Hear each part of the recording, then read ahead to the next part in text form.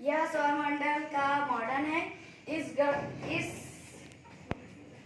8 ग्रह होते हैं। एक सूर्य, यह बुध है। इसके बढ़ती दूरी के क्रम में बुध पहले स्थान पर आता है। यह ग्रह सूर्य के समीप होने के कारण बहुत गर्म होता है। इस ग्रह में कोई वायुमंडल नहीं होता है। इस ग्रह का ज्ञात उपग्रह नहीं होता है। यह शुक्र है। यह सूर्य से बढ़ती दूरी के क्रम में दूसरे स्थान पर आता है। इस ग्रह में ज्ञात उपग्रह नहीं होता है। इस ग्रह का कोई वायुमंडल नहीं होता है। पृथ्वी, यह ग्रह सूर्य से बढ़ती दूरी के क्रम में तीसरे स्थान पर आता है। यह एक पहला ग्रह है जिसमें जीवन संभव है। इस ग्रह में वायुमंडल होता है और इस ग्रह का ज्ञात उपग्रह चंद्रमा होता है।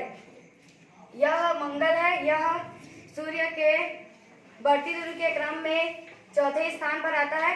यह ग्रह बहुत लाल होता है, इसलिए इसे लाल ग्रह के नाम से जाना जाता है। इस ग्रह में कोई वायुमंडल नहीं होता है। इस ग्रह का ज्ञात उपग्रह 2 होता है। यह बृहस्पति है। यह सूर्य से बढ़ती दूरी के क्रम में 5वें स्थान पर आता है।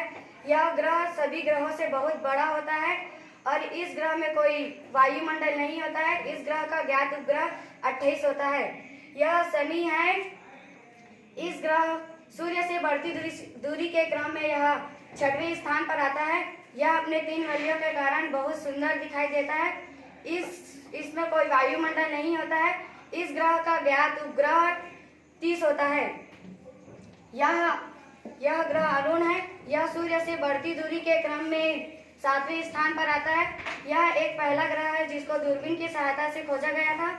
इस ग्रह में कोई वायुमंडल नहीं होता है। इस ग्रह का ज्ञात उपग्रह 21 होता है। यह ग्रह अरुण है। यह ग्रह सूर्य से बढ़ती दूरी के क्रम में 8वें स्थान पर आता है। यह सूर्य से अधिक दूरी के क्रम में होने के कारण यह ग्रह बहुत ठंडा होता है। इस ग्रह में कोई वायुमंडल नहीं होता है और इस ग्रह का ज्ञात उपग्रह 8 होता है। इस तरह हम सौरमंडल का मॉडल बना के आपको दिखाएंगे।